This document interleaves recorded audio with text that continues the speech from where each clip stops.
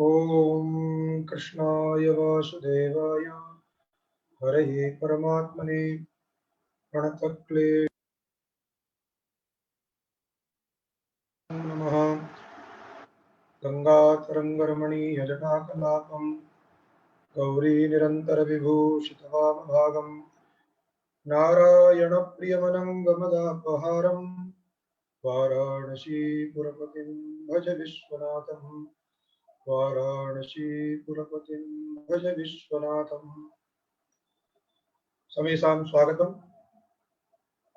पूर्व पाठ का आलोडन एक बार करते हुए आगे बढ़ेंगे। जैसा कि कल विचार कर रहे थे, उपसर्गा क्रिया योगे कुछ शब्द हैं प्रादि शब्द जिनकी क्रिया के योग में उपसर्ग संज्ञा होती है। उसी उपसर्ग संज्ञा को बताने के लिए ये सूत्र था, उपसर्गा क्रिया योगे। प्रादयः क्रिया योगे उपसर्ग संज्ञा स्यु। प्रादि जो शब्द हैं उनकी क्रिया के योग में उपसर्ग संज्ञा होती है। प्रादि कितने हैं, कौन है, उनको क्रमशः गिना दिया। प्र, परा, अप, शम, अनुभव इत्यादि करके ये 22 प्रादि शब्द है। पुनः जिज्ञासा हुई, क्रिया किसे कहते हैं, क्रिया से किसको समझेंगे? तो अग्रिम सूत्र बताया, भूवादेव धातुवः। ये भी धातु संज्ञा करने वाला सूत्र है। धातु संज्ञा किसकी करता है? ये क्रियावाचक की करता है।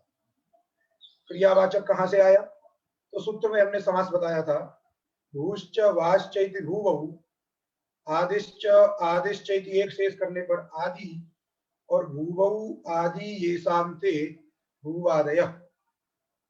यहाँ पर दो आदि शब्द थे, जिसमें जो प्रथम आदि शब्द है वह आद्यर्थक है, अर्थात प्रवृत्त्यर्थक। दूसरा वाला आदि शब्द जो है सदृशवाची है। अतः प्रथम प्रवृत्त्यर्थक शब्द का, आदि शब्द का भू के साथ में अन्वय है, और सदृशवाची आदि शब्द का वा के साथ में अन्वय है। अतः भू प्रवृत्तयः वा सदृशाः धातवः भवन्ति। भुआदि शब्द यदि वा के समान है, वा के समान का तात्पर्य है वा में कौन सा धर्म है? तो क्रियावाचकत्व। यदि भू प्रवृत्ति शब्द क्रिया के वाचक हैं तो उनकी धातु संज्ञा होती है, अर्थात धातु पदवाच्य जो भी रहेगा वह क्रिया होगा, और उसी क्रिया के योग में, अर्थात धातु के योग में, क्योंकि धातु से बोध्य क्रिया है, उसी क्रिया का संबंध यदि होता है तो प्रादि शब्दों की उपसर्ग संज्ञा होती है। जैसे भू इत्यादि शब्द हैं, वे सब किसी न किसी क्रिया के वाचक हैं। इसलिए जितनी भी धातु हैं हम बोलते हैं, ये 2000 लगभग धातु हैं। धातु से तात्पर्य यही, ये भुआदि गण में पठित हैं। भुआदि गण एक ही है। आप जब भुआदि पढ़ोगे वहां पे विचार करेंगे बृहद रूप में, वो एक ही है। उसमें अवान्तर प्रकरण अलग अलग है, भुआदय अदादय इत्यादि करके, वो अलग चीज है, उसका विचार वही करेंगे। तो जो भुआदि गण में पठित शब्द हैं वे यदि क्रिया के वाचक है तो उनकी धातु संज्ञा होती है।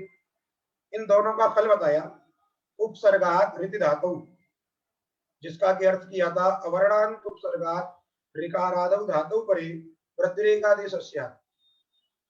चर्चाएं बता दी गई थी।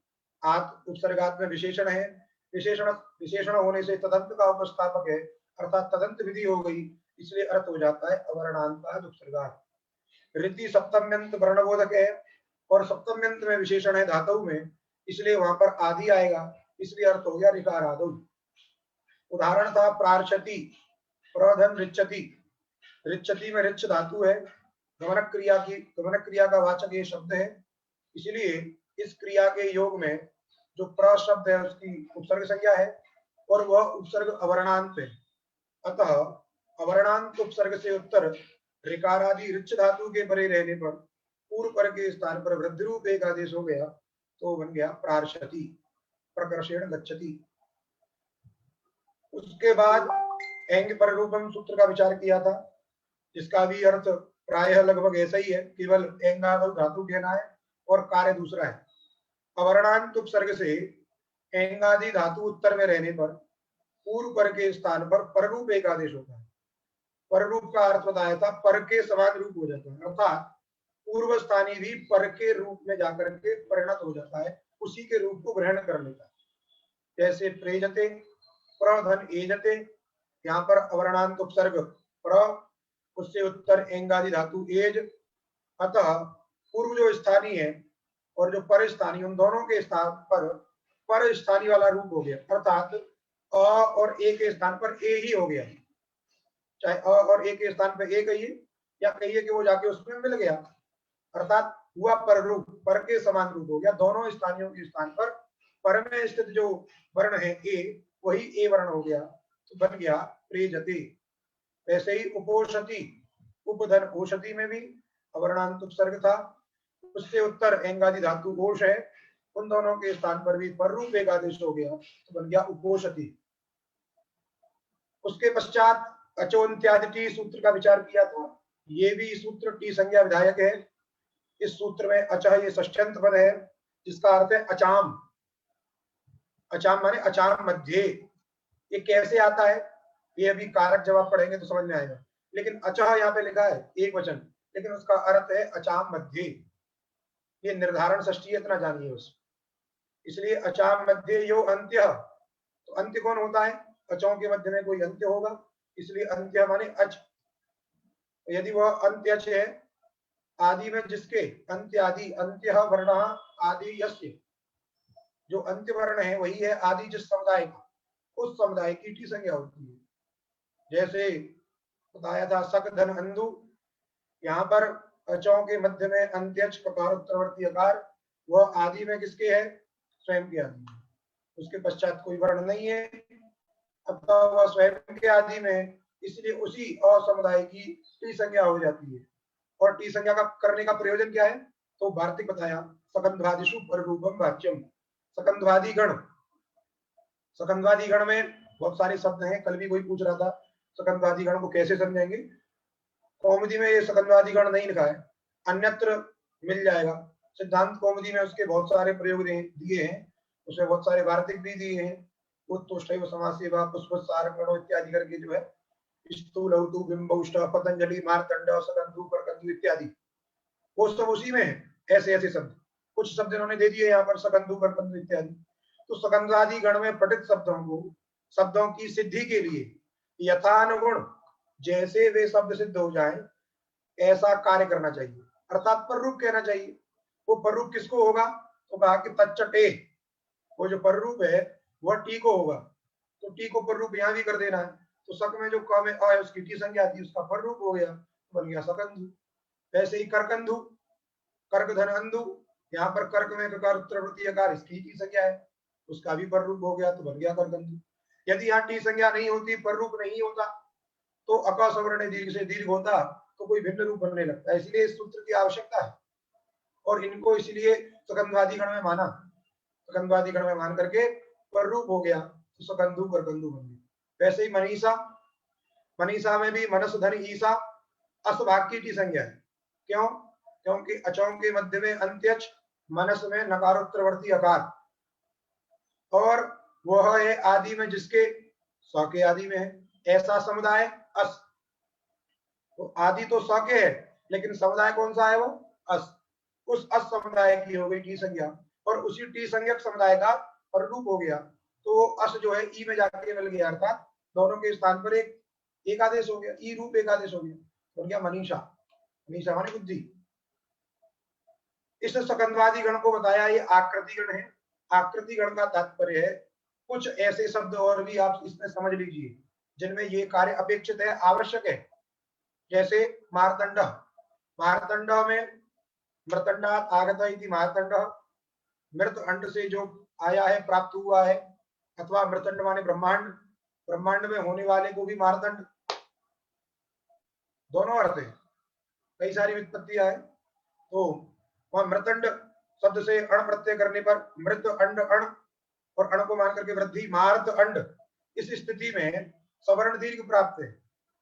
यदि सवर्ण दीर्घ कर दोगे तो मारतांड ऐसा अनिष्ट रूप बनने लगेगा, अतः वहां पर कुछ कार्य ऐसा करना है जिससे मारतंड रूप बने, तो वहां पे पर रूप करके बन सकता है।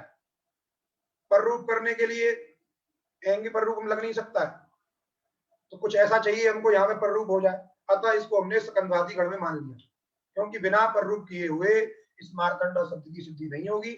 इसलिए तदनुगुण कार्य हो रहे हैं, जैसे स्कंदवादी गण में कार्य होते थे वैसे यहाँ भी वो कार्य करना है। इसीलिए यहाँ पर आकृति गण मान करके इसको यहाँ पर भी टीका पर रूप कर दिया। तो मार्त में जो त में अ है उसका अंडव के आकार दोनों के स्थान पर रूप जब कर दिया तो मार्तंड प्रयोग बन गया, सवर्ण दीर्घ नहीं हुआ।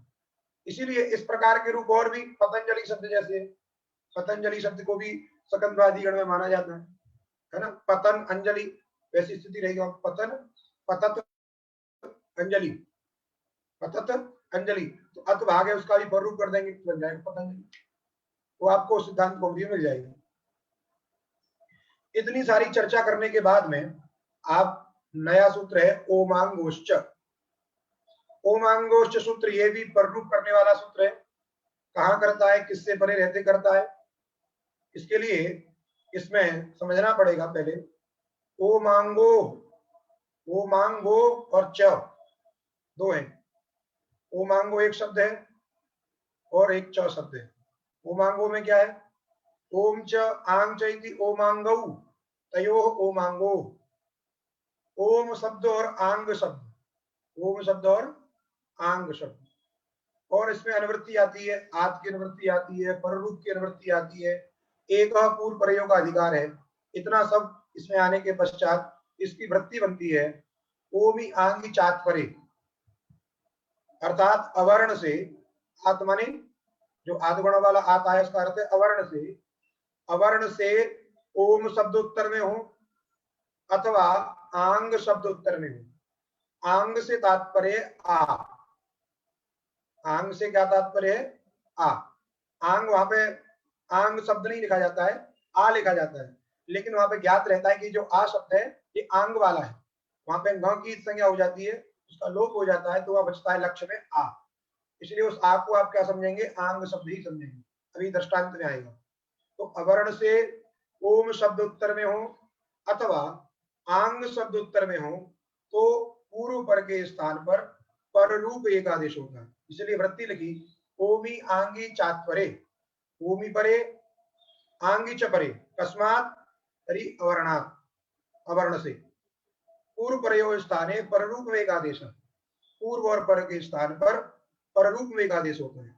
जैसे दृष्टांत में आप देखें, शिवायोम नमः, क्या है, शिवायोम नमः, तो अलग अलग करिए पहले, शिवाय ओम, इसी में तात्पर्य है।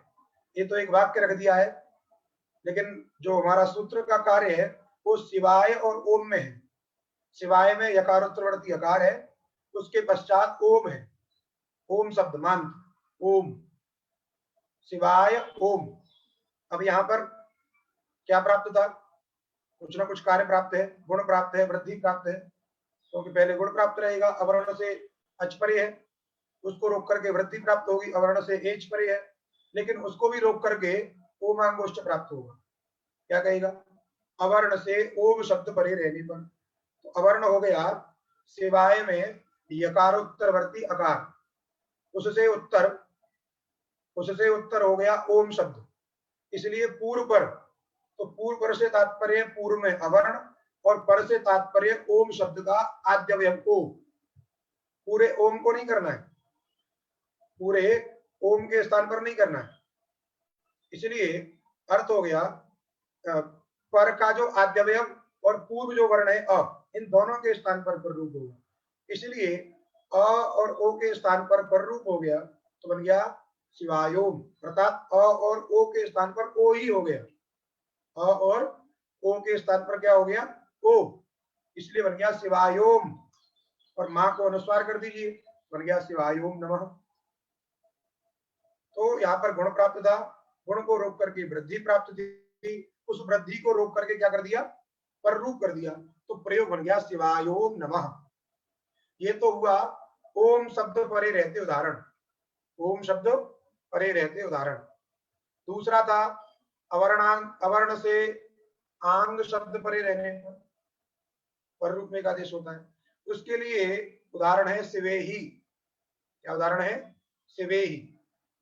सिवेही में देखिए क्या करना है, पहले आप समझिए इसमें आ कहां है, तो उसका अलग अलग करिए आप। शिव धन आ धन इही, पुनः सुनिए, शिव धन आ धन इही, ए नहीं इही, ई ध्यान रखिएगा, यहाँ पे लोग गड़बड़ करते हैं। तो बीच में जो आ है, तीन शब्द है, शिव, आ और इही। ये जो आ शब्द है ये आंग है, ये जो आ शब्द है ये क्या है, आंग। अब प्रकृत सूत्र की प्रवृत्ति करानी है ओमांगोष्ठ की, तो पहले करना क्या है, यदि ओमांगोष्ठ की प्रवृत्ति कर देते पहले सीधे ओमांगोष्ठ लगा दें, अवर्ण से आंग शब्द परे रहते, अवर्ण से आंग शब्द परे रहते, तो अवर्ण हो गया शिव में व में अ, उससे उत्तर हो गया आ आंग शब्द, तो पर रूप कर दें तो क्या हो जाएगा, शिवा, ऊपर हो जाएगा इही, शिवा इही, और फिर गुण कर दीजिए, क्या कर दीजिए, गुण कर दीजिए, आ और ई में क्या गुण हो जाएगा, ए, बन गया शिवे, तो ये तो कुछ अजीब अजब रूप बन गया। अथवा ओमांगोष्ठ सूत्र के बिना भी ये जो है काम चल सकता है, यदि आपको ऐसे ही बनाना है तो ओमांगोष्ठ की आवश्यकता नहीं। क्यों, शिव और आ, इन दोनों में व में जो आ है और आंग का जो आ है, इन दोनों में सवर्ण दीर्घ कर दीजिए, पर रूप करिए चाहे सवर्ण दीर्घ करिए, तो सवर्ण दीर्घ कर देंगे तो बन जाएगा शिवा और इही, और गुण कर दिए तो शिवे ही। तो इस सूत्र के रहने पर भी शिवे ही बन जा रहा है, इस सूत्र के न रहने पर भी शिवे ही बन जा रहा है। इसका मतलब यहाँ कुछ विशेष बात है, उस विशेष बात को हम लोगों को समझना है। तो आप समझिए पहले जो स्थिति है शिव आ इही, यहाँ पर दो कार्य एक साथ प्राप्त है, ध्यान दीजिएगा, शिव आ और इही में दो कार्य एक साथ प्राप्त है। क्या दो कार्य हैं वे, देखिए व में अ और जो आंग का आ, इन दोनों में सवर्ण दीर्घ प्राप्त है, इन दोनों को दीर्घ प्राप्त है, आगे आने वाला सूत्र है वो सवर्ण दीर्घ। और आ और ई को लेकर के, मध्य में जो आ है आंग वाला आ, उस आ को लेकर के और इही की ई को लेकर के आदि गुणों से गुण प्राप्त है, ये दोनों कार्य एक साथ प्राप्त है। बात समझे कि नहीं, यदि क्रम से देखते हम, पहले सवर्ण दीर्घ कर देते फिर गुण कर देते तो शिवे ही बन जाता। यहाँ सूत्र में आंग रखने की आवश्यकता क्या थी, तो जो आंग इसमें रखा है वो बता रहा है क्या विशेष बात है, क्या विशेष बात है कि यहाँ दो कार्य एक साथ प्राप्त नहीं, शिव के वकार उत्तरवर्ती आकार और आंग के आकार को लेकर के सवर्ण दीर्घ प्राप्त है, और आंग के आकार और इही की इकार को लेकर के आदि गुणों से गुण प्राप्त है। तो सवर्ण दीर्घ और गुण, इन दोनों कार्यों में से क्या हो, इन दोनों कार्यों में से कौन सा कार्य हो, जब ऐसी जिज्ञासा होगी तो कोई कहेगा कि हम सवर्ण दीर्घ करेंगे, कोई कहेगा हम आदि गुण करेंगे, तो अपने मन से काम नहीं चलेगा, तो यहाँ पर शास्त्र की जो मर्यादा है उसका पालन करना पड़ेगा। मर्यादा कैसे बनाएंगे हम, तो यहाँ इन दोनों कार्यों में हम अंतरंग और बहिरंग देखेंगे। बोले अंतरंग बहिरंग ये कौन सी चीज है, देखिए दो तरीके के कार्य होते हैं, आप प्रातः जगते हो तब से लेकर के रात्रि शयन पर्यंत आपके सामने दो तरीके के कार्य आते हैं, कुछ अंतरंग कार्य आते हैं, कुछ बहिरंग कार्य आते हैं। अंतरंग कार्य उनको ऐसे समझिए जो आपके अपने पर्सनल होते हैं, नहाना धोना खाना पीना, ये आपका पर्सनल जो कार्य है उसको अंतरंग बोलते हैं। बहिरंग कार्य क्या होता है, अपने संबंधियों के जो कार्य हैं, सगे संबंधियों के मित्रों के जो कार्य हैं उनको बोलते हैं बहिरंग। जैसे आप प्रातः काल जब बिस्तर से जगते हैं तो आप पहले अपने अंतरंग कार्य करते हैं, मंजन इत्यादि करते हैं, नहाते धोते हैं, उसके बाद कोई दूसरा कार्य करने के लिए आप तत्पर होते हैं। ऐसा नहीं है कि जगते ही आप अपने पड़ोसी का पानी भरने चले गए, ऐसा तो कोई नहीं करता है। पड़ोसी के पेट में दर्द हो रहा है उसको दवाई देने चले गए, ऐसा नहीं करता। पहले अपने काम किए जाते हैं जो अत्यंत पर्सनल है, उसके पश्चात दूसरे लोगों के कार्य किए जाते हैं। इसीलिए अंतरंग कार्य पहले होते हैं और बहिरंग कार्य बाद में होते हैं। बहिरंग माने सगे संबंधी, संबंधी से यह तात्पर्य है अपने से अतिरिक्त कोई भी हो, चाहे माता जी पिताजी या कोई अन्य हो, उनके कार्य भी यदि रहते हैं, पिताजी के कुछ ऑफिस का कार्य है यदि वो करना है, तब पहले आप अपनी क्रिया का संपादन करोगे, तो उसके पश्चात उनकी क्रिया का संपादन करोगे। कुछ और घर के जो कार्य हैं उनको भी अपनी क्रिया से निवृत्त होने के पश्चात ही करते हो। इसलिए अंतरंग कार्य बहुत जिसको हम अंग्रेजी में पर्सनल बोलते हैं। क्या बोलते हैं उसको? पर्सनल।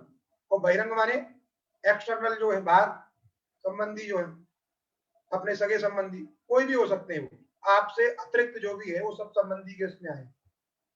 तो इन दोनों कार्यों में जो अपना पर्सनल कार्य होता है वही पहले किया जाता है। तो भाई अब शास्त्र में कोई कैसे जानेंगे ये अंतरंग है ये बहिरंग है, इसको कैसे समझें? तो इसके लिए एक नियम बनाया कि धातु और उपसर्ग संबंधी जो कार्य होता है उसे अंतरंग कहते हैं। पुनः सुनिए, धातु और उपसर्ग संबंधी जो कार्य होता है, धातु उपसर्गयोः कार्यम अंतरंगम। परिभाषा लिख लीजिए, धातु उपसर्गयोः कार्यम, धातु और उपसर्ग को उद्देश्य करके होने वाला जो कार्य है उसे अंतरंग कहते हैं और उससे भिन्न को बहिरंग कहते हैं। यद्यपि अंतरंग की परिभाषा बहुत सारी है, वो अंतरंग अलग अलग जगह पे अलग अलग प्रकार का, बात समझे कि नहीं? लेकिन यहाँ पर इस प्रकृत उदाहरण के लिए यही है अंतरंग की परिभाषा। क्या परिभाषा? धातु और उपसर्ग संबंधी जो कार्य है उसको अंतरंग कहते हैं और उससे जो अतिरिक्त कार्य है उसको बहिरंग कहते हैं। बात समझ में आ गई? अब यहाँ पर देखिए धातु और उपसर्ग संबंधी कार्य कौन है? तो ध्यान दीजिए, जो आंग शब्द आपने सुना, आ, जिसको हम आंग कह रहे हैं, आ का उच्चारण कर रहे हैं, वो आंग जो है उपसर्ग है। क्यों उपसर्ग है? बोले प्रादि के अंतर्गत आता है, परा परा अपसंग, वी आंग, वी के पश्चात आता है आंग, इसलिए वो क्या है? प्रादि है।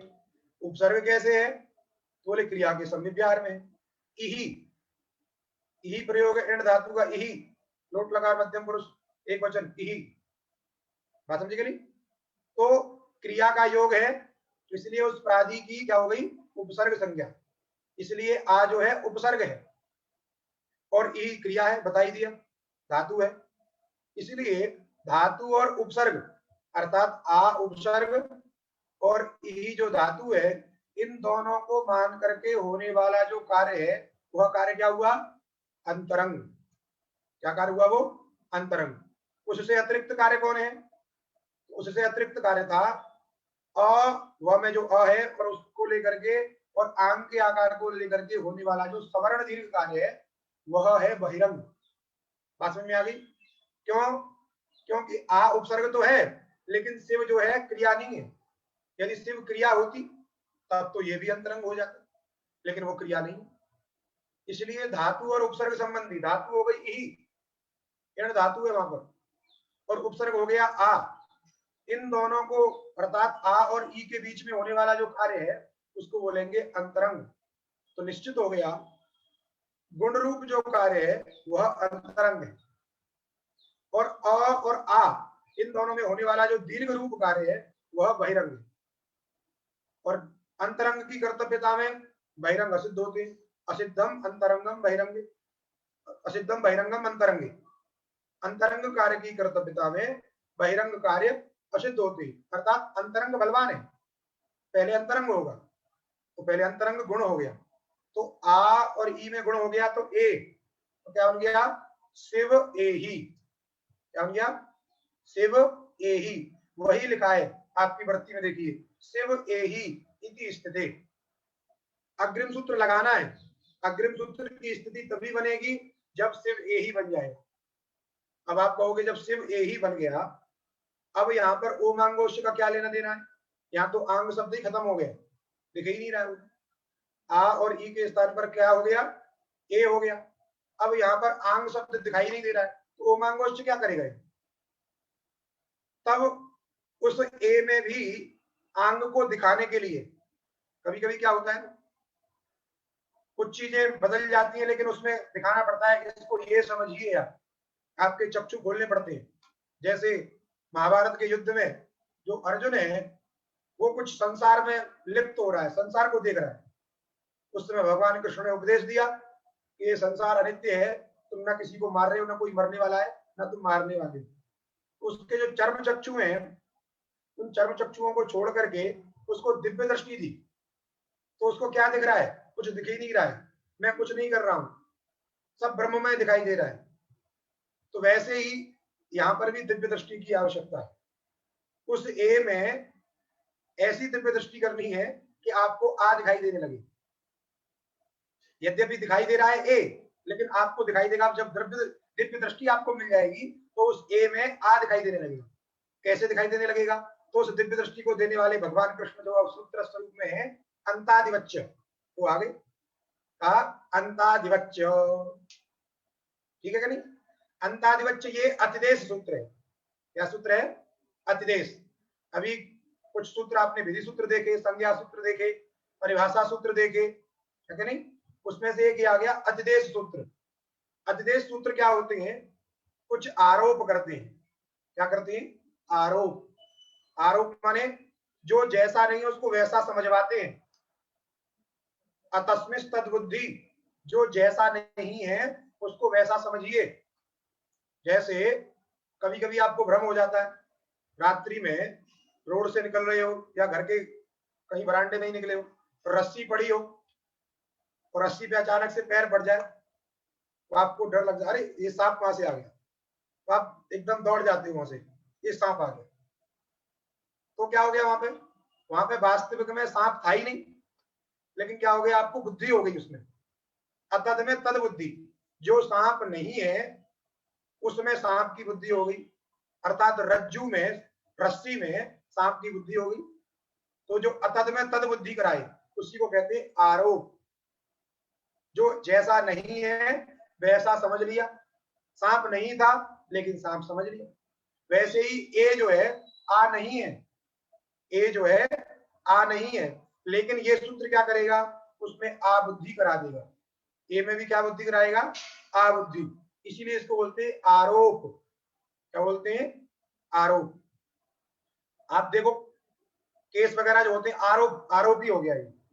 आरोप में भी वो सिद्ध नहीं हुआ है, अभी उसमें संशय है, ऐसा नहीं है लेकिन उस पर थोपा जा रहा है, आरोप है। वैसे ये भी है, ऐसा नहीं है लेकिन इस पर थोपा जा रहा है, इसको समझिए। इसलिए इसको बोलते हैं अतिदेश सूत्र। क्या बोलते हैं इसको? अतिदेश सूत्र। अतिदेश सूत्र का लक्षण हमने बताया था, वती घटितत्वम। वती शब्द से घटित जो होता है उसको प्रायः अतिदेश सूत्र कहते हैं। तो यहाँ पे वती शब्द का है, देखिए अंतादिवत, क्या शब्द है? अंतादिवत, और आगे है च, तो वत शब्द से घटित है। वती में वत ही बचता है, वती प्रत्यय है, तो वहां पे वत बचता है, इसलिए ये भी सूत्र कैसा है? अतिदेश है। आपका लक्षण चला गया वती घटितत्वम। वती शब्द से घटित जो सूत्र होते हैं उनको अतिदेश सूत्र कहते हैं। अब अंतादिवत, तो इसको समझिए, अंतश्च आदिश्च इति अंतादि, और ताभ्याम तद्वत, ताभ्याम माने अंतादिभ्याम, तद्वत अंतादि के समान, इति अंतादिवत, आदिश्च अंतश्च इति अंतादि, और ताभ्याम क्योंकि तृतीया का रूप है और तृतीयांत से ध्वति प्रत्यय होता है, तेन तुल्यम क्रियाचेदवती, तेन तुल्यम क्रियाचेदवती से वती प्रत्यय होकर के बनता है अंतादिवत, अंतादिभ्याम इति अंतादिवत, अंत और आदि के समान, अंत के समान और आदि के समान। वत माने समान, वत प्रत्यय का जो अर्थ यदि समझना चाहें तो उसको बोलेंगे समान। अंत के समान होता है और आदि के समान होता है। क्या? तो कहा एक आदेश। एक आदेश कदाचित अंत के समान होता है, कदाचित आदि के समान होता है। मतलब देखिए, एक आदेश की चर्चा हुई, इसका मतलब निश्चित हो गया कि वहां स्थानीय दो हैं, एक पूर्व स्थानीय है और एक परस्थानीय है। एक पूर्व स्थानीय हुआ, एक परस्थानीय हुआ, क्योंकि दोनों के स्थान पर एक आदेश होता है। तो जो पूर्व और पर के स्थान पर होने वाला जो एक आदेश है, कभी कभी वो अंत के समान होता है और कभी कभी आदि के समान होता है। अंत माने अंतवयव और आदि माने आद्यवयव।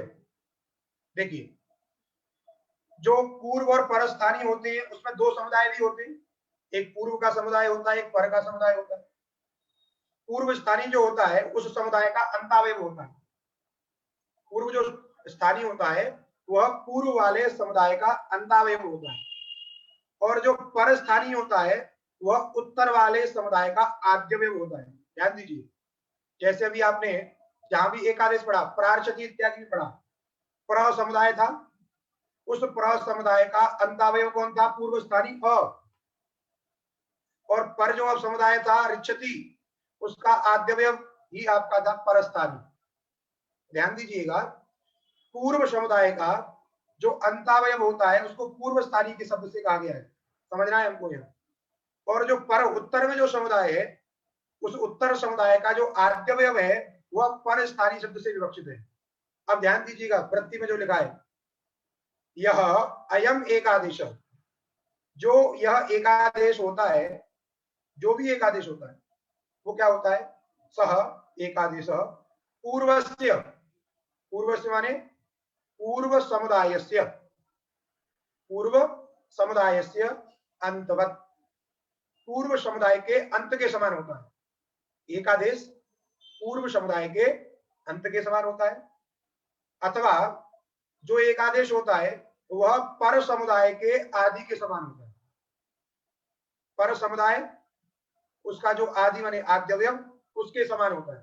ध्यान दीजिए, अभी समझने के लिए ऐसा समझ लीजिए, जैसे प्रार्चती में अ और री के स्थान पर जो आर वृद्धि हुई, एकादेश हुआ, वह एकादेश आर या तो पूर्व जो पूर्व समुदाय जो प्र है उसका जो अंत था कौन? अ के समान हो सकता है।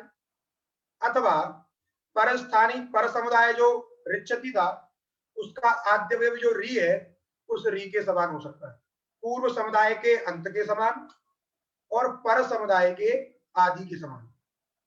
बात समझ में आ गई? थोड़ी हल्की क्लिष्टता हो रही होगी, लेकिन समझिए, जो एकादेश होता है वह एकादेश पूर्व समुदाय के अंत के समान होता है, अर्थात पूर्व समुदाय जो है उसमें रहने वाला जो अंतिम वर्ण, उस वह अंतिम वर्ण की बुद्धि उसमें करनी है एकादेश में। अथवा पर जो समुदाय है उस पर समुदाय का जो आद्यवयव है, उस आद्यवयव जो वर्ण है उस वर्ण की बुद्धि एकादेश में करनी है। प्रकृति स्थल में क्या हो गया है? शिव ए ही, आ और ई के स्थान पर हुआ था ए आद गुणा से। ध्यान दीजिए, यहां पर पूर्व स्थानी था आ और पर स्थानी था ई। और बड़ा समझिए, पूर्व समुदाय कौन है? आ, क्योंकि एक ही वर्ण है तो स्वयं में समुदाय भी है, एक ही वर्ण है आ। पूर्व समुदाय हुआ आ और पर समुदाय हुआ ई। ध्यान दीजिएगा, पूर्व समुदाय जो आ है उसका अंतिम वर्ण कौन है? आई है। स्वाभाविक बात है, जब एक ही वर्ण है वही समुदाय है उसका अंतिम भी वही होगा, इसलिए पूर्व समुदाय का अंतिम वर्ण हुआ आ। और पर जो समुदाय ई, उस ई समुदाय का आद्यवयव कौन है? ई।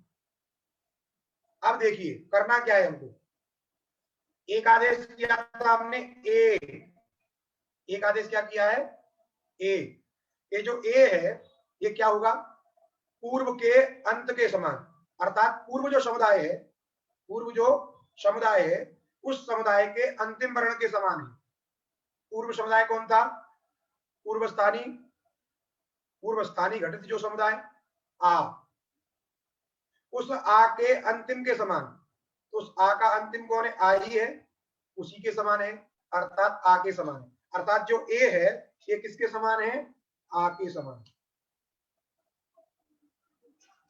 अथवा ये हो सकता है, ये जो ए है ई के समान हो सकता है, पर का जो पर समुदाय का जो आद्यवयव है ई के समान है। तो हमें जिसकी आवश्यकता है, जिसकी आवश्यकता है उसके समान करना है। तो इसमें हमें ई बुद्धि नहीं करनी है, ई बुद्धि करके कोई कार्य नहीं करना है, अपितु आ बुद्धि करके अर्थात आंग बुद्धि करके हमको कार्य करना है। आंग बुद्धि करके कार्य करना है। क्या कार्य करना है? पर रूप उमांगुश्च, यदि एक कार में आंग बुद्धि हो जाएगी तो अवर्ण से आंग परे मिल जाएगा, और आंग परे मिल जाएगा तो पररूप हो जाएगी। आप कहोगे मत करिए पररूप, यदि पररूप न करें तो यहाँ पर वृद्ध रेची से वृद्धि हो जाएगी, क्योंकि अवर्ण हो जाएगा अ, उससे उत्तर में एच मिल जाएगा, तो वृद्धि हो जाएगी तो शिवई, ये रूप बन जाएगा। जबकि लोक में प्रयोग क्या होता है? शिवेई। तो शिवेई बनाने के लिए पर रूप आवश्यक है। पर रूप जब होगा जब इसमें आंग बुद्धि हो जाए। तो आंग बुद्धि कब होगी? जब अंतादिवच्च लगेगा। तो अंतादिवच्य सूत्र से क्या करना है, इस ए जो एक आदेश है, इस एक आदेश में आंग बुद्धि करनी है। अर्थात ये जो ए एक आदेश है पूर्व समुदाय के अंतिम के समान हो जाएगी। पूर्व समुदाय जो आ है उसका अंतिम वर्ण जो आ है उसी के समान हो गया। अर्थात इसमें आ बुद्धि हो गई, आंग बुद्धि हो गई।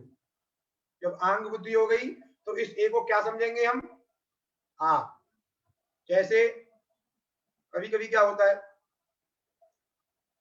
कि दुकान में अक्सर होता है, आप दुकान में सामान खरीदने जाते हो तो वहां जो दुकान का मालिक होता है वो निर्देश दे के रखता है अपने नौकरों को कि मैं जब कहूं किसके लिए पानी लाना है, किसके लिए चाय लाना है, वो निर्देश दे के रखता है। मैं कहूं कि चाय ले आओ तो उसको समझा के रहता है जब मैं कहूं चाय ले आओ तो चाय नहीं लानी है। क्यों? यदि सभी ग्राहक आते जाएंगे और सबके लिए वो चाय मंगाएगा, पानी मंगाएगा, नाश्ता मंगाएगा तो उसकी दुकान कैसे चलेगी? वो तो पूरा उसी में खर्चा हो जाएगा। तो वो बस कहता रहता है अरे जाओ चाय पानी का व्यवस्था करो, चाय ले आओ, चाय ले आओ, कहता रहेगा लेकिन लाएगा नहीं। क्यों? क्योंकि उसने निर्देश किया है अपने नौकर को कि जब मैं कहूं चाय ले आओ, एक बार कहूं तो चाय नहीं लानी है। जब विशेष रूप से जब आप उसमें सामान खरीदने लगते हो है, जब बहुत सारा पैसा खर्च कर देते हो तब उसको लग गया कि हाँ इससे हमारी अच्छी खासी आमदनी हो गई है, अब इसको 1-2 रुपए की चाय पिला देती है, तब उसको विशेष रूप से कहता है। इसका मतलब क्या है? अर्थात बात कही जा रही है सीधी सीधी चाय ले आओ, लेकिन उसका तात्पर्य कि चाय नहीं लानी। तो वैसे ही यहाँ भी तात्पर्य समझना है हमको। सीधा सीधा तो ए है लेकिन यहाँ पे कहा जा रहा है ए को आप आंग बुद्धि कहिए, इसको आंग समझिए। जब विशेष निर्देश कर दिया आंग समझिए तो उस आंग को लेकर के सूत्र की प्रवृत्ति हो जाती है।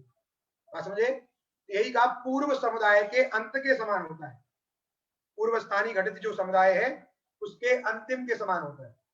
इसलिए यहाँ पर हमारे गुरु जी एक विशेष अर्थ बताते हैं, उसको आप लिख भी सकते हैं। वो यही है जो हमने बताया है, उसको एक संस्कृत में थोड़ी परिष्कृत भाषा में बोल देते हैं। आप लोग लिख लीजिए, लिखिए एकादेशस्य यह पूर्वस्थानी, 2-3 बार बोलूंगा मैं, आप लिखते जाइएगा।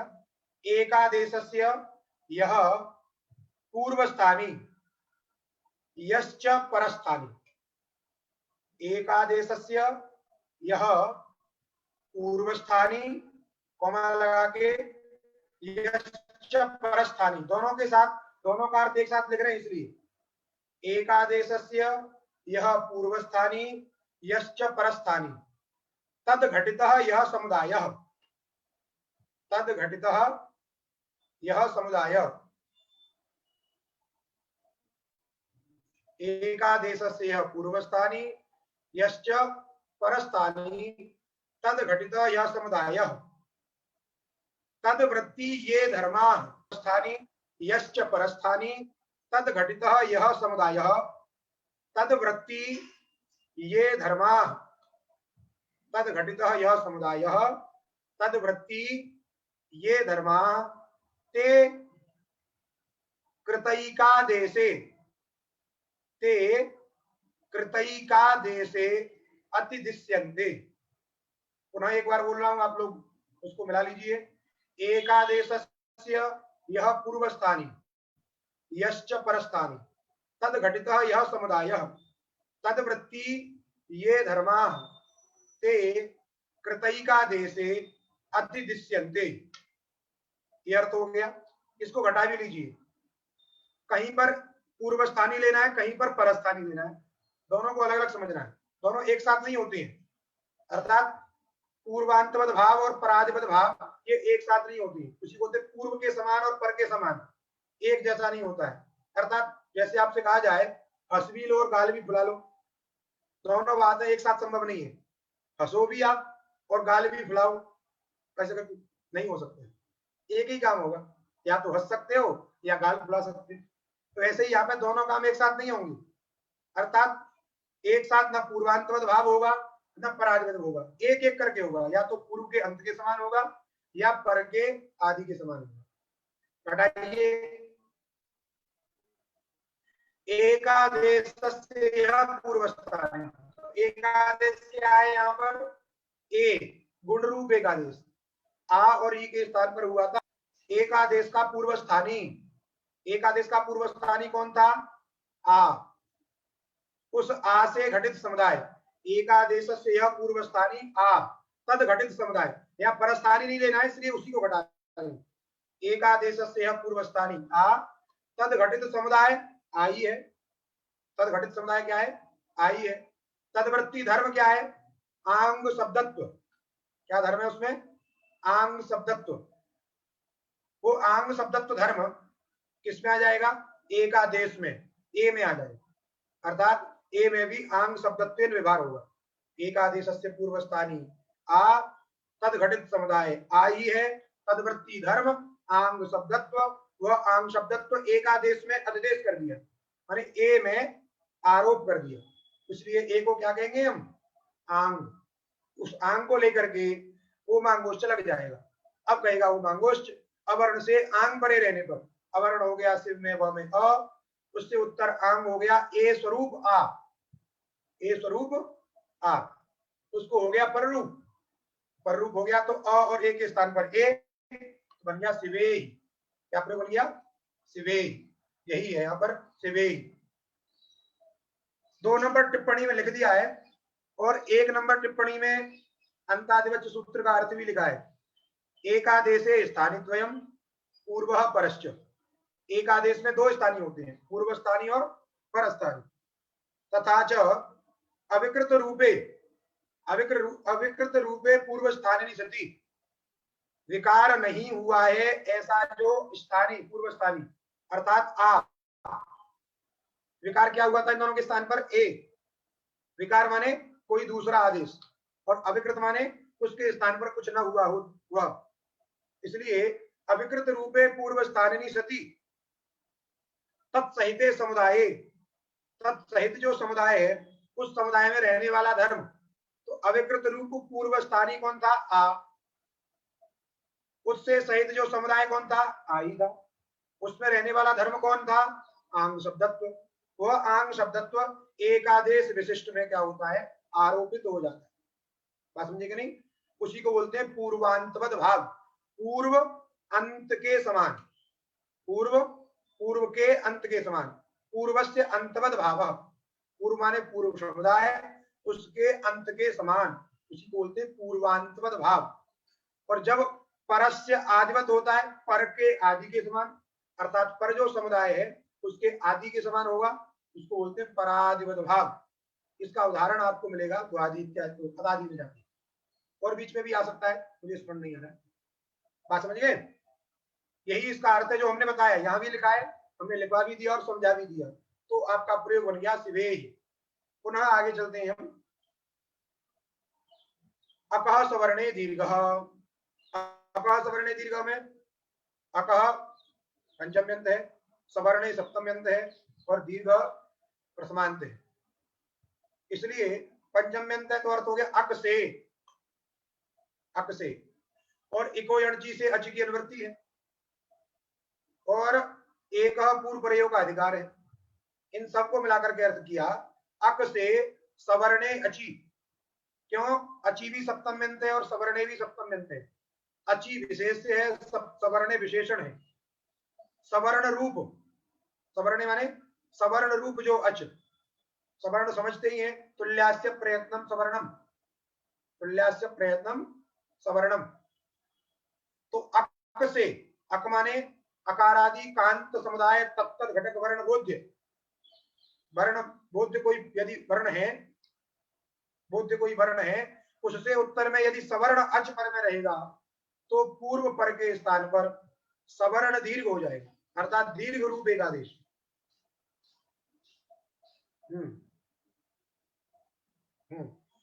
गौरव प्रक्रिया का आश्रय इसलिए बताया गया आपको जो है कि शिव आ और इही में आपको तो लग रहा है कि आ में दीर्घ होकर के शिव ही बन जाएगा, लेकिन वहां पर सवर्ण दीर्घ को बाध करके पहले गुण हो जाता है। हमने बताया ना, अंतरंग, अंतरंग कार्य और बहिरंग कार्य एक साथ प्राप्त हो जाती है। जब अंतरंग और बहिरंग कार्य एक साथ प्राप्त होते हैं तो पहले अंतरंग होते हैं, उसके बाद बहिरंग होते हैं, और जब अंतरंग हो गया अर्थात गुण हो गया, तब ये सिद्ध नहीं हो सकता है, वृद्धि होने लगेगी। इसलिए ये सारा प्रक्रिया गौरव आवश्यक है।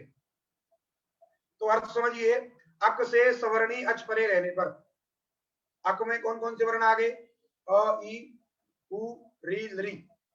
इनसे उत्तर यदि सवर्ण अच, इसका मतलब है अक से सवर्णी अच चाहिए, तो अक से यदि अ, ई, उ, री, लरी ये 5 वर्ण आ रहे हैं, तो जो सवर्ण अच हैं उधर भी सवर्ण से 5 ही समझने। क्यों? अ का सवर्णी कौन होगा? आ ही होगा। ई का सवर्णी कौन होगा? ई ही होगा। उ का सवर्णी उ होगा, री का री होगा, लरी का लरी होगा। ए ओ आई औ तो होंगे नहीं। समझेगा नहीं? इसलिए तात्पर्य यही है, अ से अ उत्तर में हो, ई से ई उत्तर में हो, उ से उ उत्तर में हो, री से री उत्तर में हो, लरी से लरी उत्तर में हो, तो उन दोनों के स्थान पर क्या होगा? दीर्घ। क्या होगा? दीर्घ। अब ये भी समझ लीजिए, जरूरी नहीं है कि इधर ह्रस्व ही रहे। अक में अक कह देने से ह्रस्वकार ही लिया जाए ऐसा नहीं, सभी लिए जाएंगे अष्टादश प्रकार के। दीर्घ आकार और दीर्घाकार उधर भी रहेगा तब भी सवर्ण दीर्घ होगा, और ह्रस्वकार और दीर्घाकार रहेगा तब भी सवर्ण दीर्घ होगा, और ह्रस्वकार और प्लुत रहेगा तब भी सवर्ण दीर्घ होगा। जैसे ऊश्च, ऊश्च, ऊश्च बताए थे आपको। ऊश्च एक मात्रिकता ह्रस्व, और उसके बाद द्विमात्रिकता ऊश्च, उसके बाद त्रिमात्रिकता ऊश्च। तो पहले एक मात्रिक ह्रस्व और द्विमात्रिक में सवर्ण दीर्घ होता था, तो एक मात्रिक और द्विमात्रिक के स्थान पर दीर्घ हुआ तो द्विमात्रिक ऊ, फिर उस द्विमात्रिक और त्रिमात्रिक प्लुत का उन दोनों को सवर्ण दीर्घ होता था, तब भी दीर्घ हुआ ऊ, तब बना रूप जो है ऊ का लह। वैसे ही समझ लेना है यहाँ पर। तो अक से सवर्णी अच परे रहने पर पूर्व पर के स्थान पर दीर्घ रूप एक आदेश होता है। क्या होता है? दीर्घ रूप। जैसे दृष्टांत समझिए, दैत्यारी, दैत्य धन अरि, दैत्य धन अरि। दैत्य में यकारोत्तरवर्ती अकार और अरि का अकार, तो अक हो गया दैत्य में यकारोत्तरवर्ती अकार, उससे सवर्ण अच हो गया अरि घटक अकार, क्योंकि अ का सवर्णी अ होता है। अ का सवर्णी कौन होता है? अ ही होता है। इसलिए दोनों के स्थान पर क्या हो गया? दीर्घ। तो अ के स्थान पर द्विमात्रिक हो गया आ, बन गया दैत्यारी, बन गया दैत्यारी। दैत्यों के जो शत्रु हैं उनको बोलते हैं दैत्यारी भगवान विष्णु। वैसे ही श्री सह, श्री धन ईसह। अब देखिए यहाँ पे दीर्घ है, श्री में जो ई है वो दीर्घ है, और ईसा का जो ई है वो भी दीर्घ है, तो दोनों तरफ दीर्घ दीर्घ है, लेकिन ई का सवर्णी है। इसलिए अक से सवर्णी अच परे है, इसलिए ई के स्थान पर द्विमात्रिक हो गया, तो ई। बात समझिए कि नहीं? द्विमात्रिक को ही दीर्घ कहते हैं। ऐसा मत करिएगा कि आप दो मात्रा इसकी दो मात्रा इसकी दीर्घ कर दिया, चार मात्रा कर दो, क्योंकि चार मात्रिक कोई वर्ण नहीं होता है। द्विमात्रम दीर्घ उच्यते, द्विमात्रो दीर्घ उच्यते। द्विमात्र द्विमात्रिक जो वर्ण है उसी को दीर्घ कहते हैं। इसलिए ई के स्थान पर द्विमात्रिक ई हो गया, बन गया श्री सह। श्री माने लक्ष्मी, उसके जो स्वामी श्री सह। विष्णुदय, विष्णुधन उदय। देखिए पहले अ का उदाहरण दिया, फिर ई का क्रम से अ ई उ री ली सबका उदाहरण देना। अ का उदाहरण दैत्यारी, ई का उदाहरण श्री सह, और उ का उदाहरण विष्णुधन उदय। तो विष्णु में उ हो गया उ, सवर अक, उससे सवर्ण अक अच हो गया उदय का उ, उन दोनों के स्थान पर दीर्घ उ हो गया, बन गया विष्णुदय, भगवान विष्णु का उदय। बात समझे नहीं? उदय माने जागरण। बात समझे नहीं? यदि कहते हो देवोत्थान एकादशी आ गई तो विष्णु उदय हो गया, भगवान विष्णु क्या हो गए? जग गए। अभी आएगी 25 नवंबर को देवोत्थान एकादशी। बात समझे? होत्रिकार, अब री का देखिए, होत्री धन ऋकार। होत्री माने होता, होता समझते हैं? जो हवन करने वाला होता है उसको बोलते हैं होता। अग्नि में जो आहुति देता है उसको बोलते हैं होता। और जो ऋग्वेद को जो विशेष रिप्रेजेंट करता है, यज्ञ में तत्त वेद को प्रेजेंट करने वाले, बोलने वाले तत्त आचार्य होते हैं, उनको तत्त शब्दों से कहा जाता है होता, ऋत्विक, है क्या नहीं? अध्वर्यु, ब्रह्मा, उद्गाता, 16 ऋत्विक होते हैं उसमें। उसमें जो ऋग्वेद को जो उच्चारण करता है ऋग्वेद का, उसको बोलते हैं होता। ऋत्विक सभी होते हैं, लेकिन ऋग्वेद का उच्चारण जो यज्ञ में करता है उसको बोलते हैं होता। जो यजुर्वेद का करता है उसको ब्रह्मा, जो सामवेद का करता है उसको उद्गाता, और जो अथर्ववेद का करता है उसको अध्वर्यु। बात समझे कि नहीं? तो वही होतु ऋकार है। किसी ऋग्वेदी ने री शब्द बोल दिया तो उसका ऋकार है। जैसे आपने री शब्द बोला तो आपका ऋकार, जैसे तब ऋकार आपका ऋकार, तब ऋकार तब ऋकार। बात समझे कि नहीं? तो होता का ऋकार होतु, होता ने री शब्द का या री शब्द का उच्चारण कर दिया तो होत्री धन ऋकार। इसमें री से अक से सवर्ण परे है री, इसलिए दोनों के स्थान पर क्या हो गया? सवर्ण दीर्घ री, तो बन गया होत्रिकार। क्या बन गया? होत्रिकार। अब आप कहोगे लरी का उदाहरण नहीं दिया है। लरी का उदाहरण, तो लरी का उदाहरण इसलिए नहीं दिया क्योंकि पीछे बताए लरी वर्णस्य द्वादश तस्य दीर्घा भाव। बात समझे कि नहीं?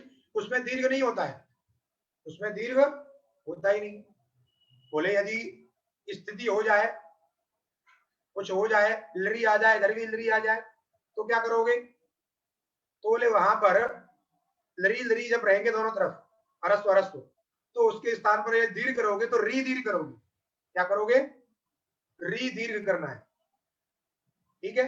वहां लरी दीर्घ नहीं करना है। और इसमें विशेष चर्चा भी है, वो आपको सिद्धांत कौमुदी में पढ़ने को मिलेगी। तो इन सबके उदाहरण हो गए दैत्यारी, श्रीश, विष्णुदय, होत्रिकार।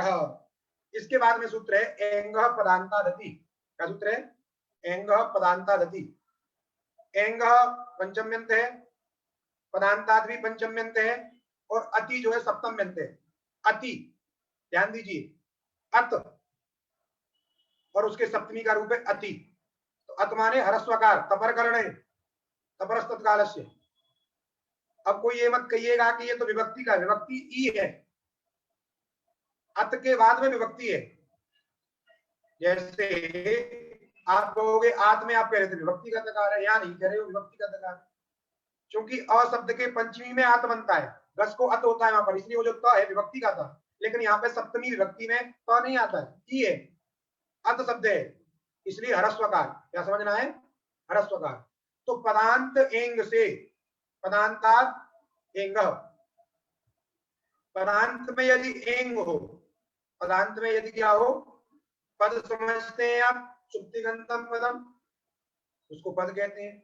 उसके अंत में यदि एंग प्रत्याहार बोध्य कोई वर्ण हो, पदांताद एंग, पदांताद एंग, अति परे, अति माने हरस्वकार परे रहते, पदांत एंग से हरस्वकार परे रहने पर पूर्व पर के स्थान पर क्या होता है? पूर्व रूप।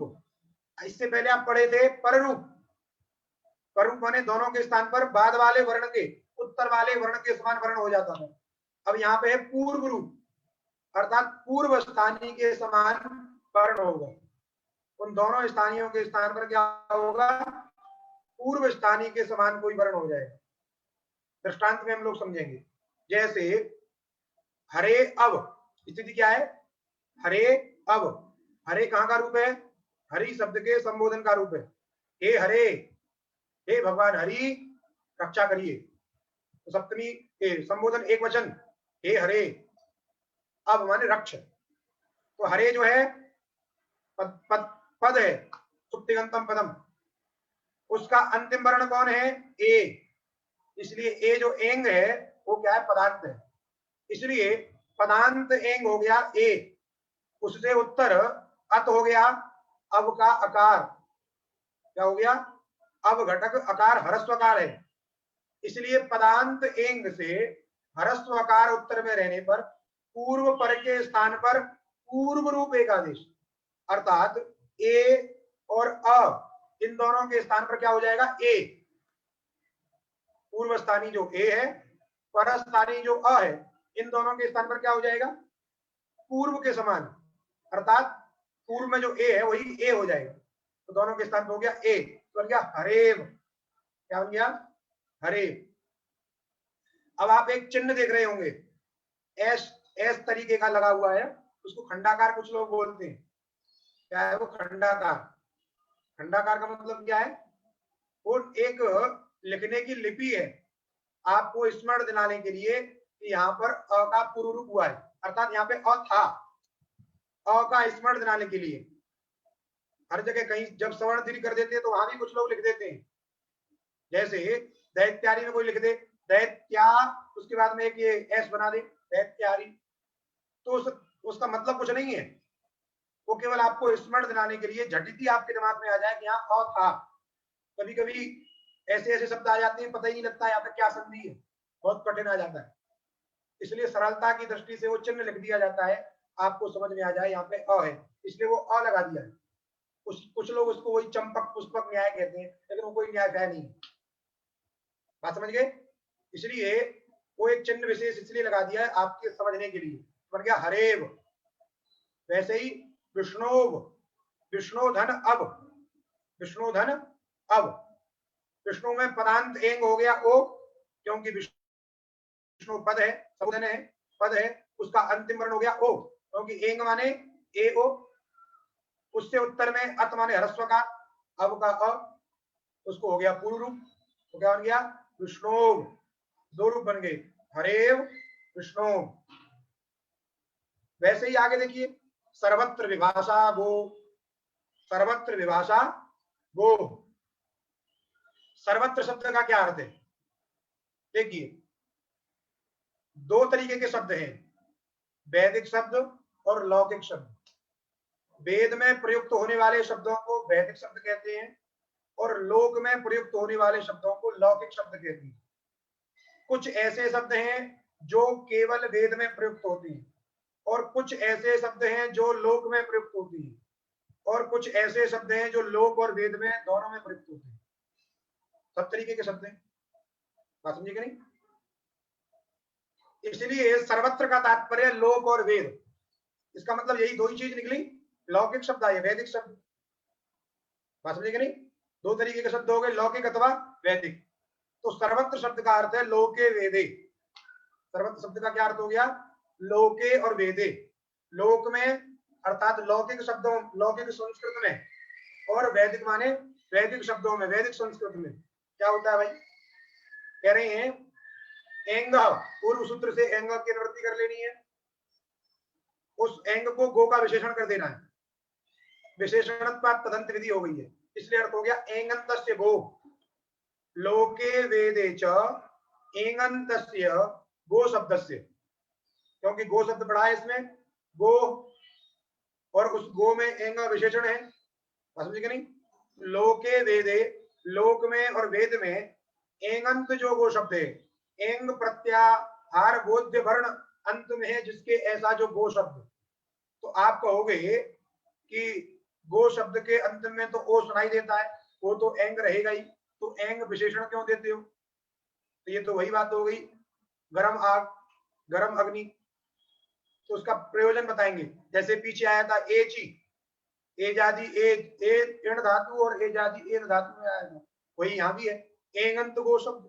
अरे भाई गो शब्द तो एंगंत ही है, लेकिन कभी कभी क्या होता है गो शब्द को जब ह्रस्व हो जाता है, ओ को ह्रस्व उ होता है, तो वो गो शब्द तो होता है लेकिन वो एंगंत नहीं होता। क्या नहीं होता है? वो एंगंत नहीं होता, इसलिए कहा एंगंत गो शब्द। क्या कहेंगे उसको? एंगंत गो शब्द। इसलिए लोके वेदे च एंगन्तस्य गो शब्दस्य प्रकृति भाव, सर्वत्र विभाषा, विभाषा माने विकल्प से, और प्रकृति भाव का इसमें अनुवृत्ति आ गई है, समझे कि नहीं? प्रकृति भाव, प्रकृति भाव शब्द का अर्थ क्या है? प्रकृति भाव माने प्रकृति स्वरूप, जैसी उसकी प्रकृति है वैसा ही रहेगा, अर्थात जैसा है वैसा ही रहेगा, कोई भी विकार नहीं होगा। प्रकृति भाव का मतलब होता है कोई भी विकृति नहीं होगी। जैसे हम लोग अपने स्वरूप को भूल चुके हैं, हम क्या है? ब्रह्म है। क्या है हम लोग? ब्रह्म है। जीवो ब्रह्म ही बना पर, जीव जो है ब्रह्म ही है, उससे अतिरिक्त नहीं है। लेकिन अज्ञानवशात हम लोग अपने स्वरूप को भूल गए हैं, इसलिए हम संसार चक्कर कर रहे हैं, हम लोग कौमुदी पढ़ रहे हैं। नहीं, इस ब्रह्म को कौमुदी पढ़ने की जरूरत नहीं है, ये सब कुछ पढ़ा हुआ है पहले से। समझे कि नहीं? ब्रह्म कैसा है? ये तो बिना पढ़े सब कुछ जानता है, बिना चले चल लेता है, बिना कान के सुन लेता है, बिना आंख के देख लेता है, बिनु पग चले सुनाई बिनु काना, बिना पैर के चलता है और बिना कानों के सुनता है, बिना आंख के देखता है। बात समझे कि नहीं? तो प्रकृति भाव माने जैसा स्वरूप है वैसा ही रह जाना, कोई भी कार्य उसके स्थान पर ना होना, उसी को बोलते हैं प्रकृति भाव, प्रकृति स्वरूप, अर्थात विकृति पैदा ना होना, कोई भी कार्य उसके स्थान पर ना होना। इसका मतलब है लोक में और वेद में यदि एंगंत गो शब्द हो, लोक में और वेद में यदि एंगंत गो शब्द हो और उस गो शब्द से उत्तर में यदि अत हो, ह्रस्वकार उत्तर में हो, तो वहां पर प्रकृति भाव होता है। प्रकृति भाव होता है माने वहां पर कोई भी संधि कार्य नहीं होगा, कोई भी कार्य नहीं होगा। कार्य क्या प्राप्त होगा वहां पर? अभी पढ़ाया आपने एंगा पदांता, क्योंकि पदांत में एंग मिल जाएगा, उससे उत्तर में ह्रस्व कार्य यदि रहेगा तो वहां पर पूर्ण रूप की प्राप्ति होगी, उसी को रोक देगा। ये कहेगा कि वहां पर कोई भी कार्य नहीं होगा, कोई भी संधि कार्य नहीं होगा। यही है प्रकृति भाव। और ये प्रकृति भाव विकल्प से होता है, एक बार कोई कार्य नहीं होगा, जब प्रकृति भाव हो गया तो वहां पर कोई कार्य नहीं, वो नित्य शुद्ध ब्रह्म स्वरूप रहेगा। और जब प्रकृति भाव नहीं हुआ, अज्ञान आ गया उसके अंतर्गत, वो अपने स्वरूप को भूल गया, जैसे ही स्वरूप को भूला विकृति आ गई, उसके स्थान पर पूर्ण रूप हो जाएगा। कैसे?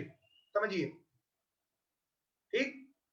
लोके वेदे च एंगन्तस्य गो शब्दस्य अति वा प्रकृति भाव पदान्ते, ये गो शब्द क्या होना चाहिए? पदांत होना चाहिए। तो इसको अलग अलग इन्होंने जो जोड़ के लिखा है इसको हम कर दें, पदान्ते एंगन्तस्य गो शब्दस्य विकल्पेन प्रकृति भावो भवति अतिपरे लोके वेदे च।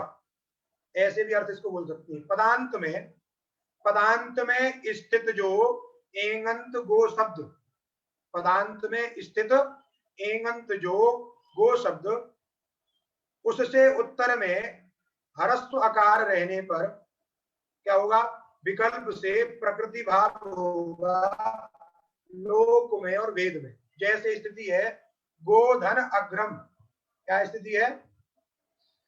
गोधन अग्रम, या गोधन अग्रम में गो ये पदांत है, पद है, और इसमें गो शब्द ही है, दिखाई दे रहा है गो शब्द है, ये पद है, गो शब्द है, और इसके अंत में क्या है? एंग है, ओ, इसलिए ये कैसा हो गया? पदांत एंगंत गो शब्द। इस पदांत एंगंत गो शब्द से उत्तर है अग्रम का ह्रस्वकार। उस ह्रस्वकार के परे रहने पर यहां प्राप्त क्या था? पहले एंगा पदांतादति, पदांत एंगंत से अत परे रहने पर पूर्व रूप प्राप्त था, लेकिन उसको रोक दिया इसने कहा कि नहीं, यहाँ पे प्रकृति भाव हो जाएगा। जब प्रकृति भाव हुआ तो कोई भी संधि कार्य नहीं होगा, वो जैसा है वैसे ही रह गया। तो गो अग्रम, न यण हुआ, न अबादेश हुआ, न इसमें पूर्व रूप, कुछ भी नहीं हुआ, ऐसे ही है गो अग्रम, ऐसा ही रह गया। और जब प्रकृति भाव नहीं होगा, जब प्रकृति भाव नहीं होगा तो एंगा पदांतादि से क्या हो जाएगा? पूर्व रूप हो गया। तो अ और ओ के स्थान पर ओ हो गया, और उसके स्थान पर एक चिन्ह, जिसको कि अवग्रह किसी ने लिखा है, अवग्रह बोलते हैं कुछ लोग अवग्रह, तो एक चिन्ह लगा दिया बताने के लिए कि यहाँ पे अ को पूर्व रूप हो गया है, तो बन गया गोग्रम। गो अग्रम और गोग्रम दो रूप बन गए। जब प्रकृति भाव हुआ तो गो अग्रम, कुछ कार्य नहीं हुआ वहां पर, और जब प्रकृति भाव नहीं हुआ तो पूर्व रूप हो गया, तो बन गया गोग्रम। अब पदकृत्य कर रहे हैं, एंगंत किम, क्यों कहते हो एंगंत गो शब्द होना चाहिए? केवल कहिए गो शब्द को, क्या कहिए? केवल गो शब्द कहिए। तो केवल गो शब्द कहेंगे तो चित्रग्रम, चित्रगूधन अग्रम, चित्रा गाव यस्य, ऐसा बहुब्री समास होता है तो बनता है चित्रगु। यहाँ पर है चित्रगूधन अग्रम। अब यहाँ पर भी जो चित्रगु में जो गु सुनाई दे रहा है, गकार उत्तर उकार, ये गो शब्द ही है, क्योंकि उसको ह्रस्व हो गया है वहां पर, लेकिन ये एंगंत नहीं है। एंग प्रत्याहार बोध्य वर्ण ए ओ इसके अंत में नहीं है, ऊ है इसके अंत में, इसलिए गो शब्द रहने पर भी एंग ना होने के कारण यहाँ पर प्रकृति भाव नहीं हुआ। और जब प्रकृति भाव नहीं हुआ तो यण हो गया, तो ऊ के स्थान पर वह यण हो गया, तो बन गया चित्रग्वग्रम। क्या बन गया? चित्रग्वग्रम। और एक और विशेषण था पदांते, पदांत एंगंत गो शब्द चाहिए, पदांत एंगंत गो शब्द चाहिए। तो गो, ये जो गो है ये गो शब्द के पंचमी का रूप है गो, तो गो शब्द से घसी विभक्ति आई, गो घसी, उसमें अस बचता है, गो अस, गो अस, ये स्थिति है, गो धन अस।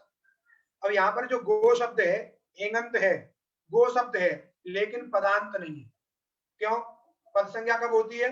सुबंत की पद संज्ञा होती है, जब अस प्रत्यय इधर मिल जाएगा, अर्थात गो अस ये पूरा का पूरा समुदाय पद है, केवल जो गो शब्द है वह पद नहीं है, केवल जो गो शब्द है वो पद नहीं है, इसलिए पदांत न होने के कारण उस ओ के स्थान पर प्रकृति भाव, अर्थात इस स्थल में प्रकृति भाव नहीं होगा। तो प्रकृति भाव नहीं हुआ तो क्या हुआ? एक सूत्र है घस घसोश्च, क्या सूत्र है पढ़ेंगे आगे जो है, उससे यहाँ पर पूर्व रूप हो जाता है तो बन जाता है गो, ककार को रूप से कर देते हैं तो रूप बन जाता है गो। इस सूत्र के विषय में अगर कुछ संदेह होगा तो हम कल भी चर्चा करेंगे, आज का पाठ यहीं पर समाप्त करेंगे। इस प्रकार आपने गोग्रम गोग्रम इत्यादि को समझ लिया है। अब प्रश्न काल प्रारंभ होता है।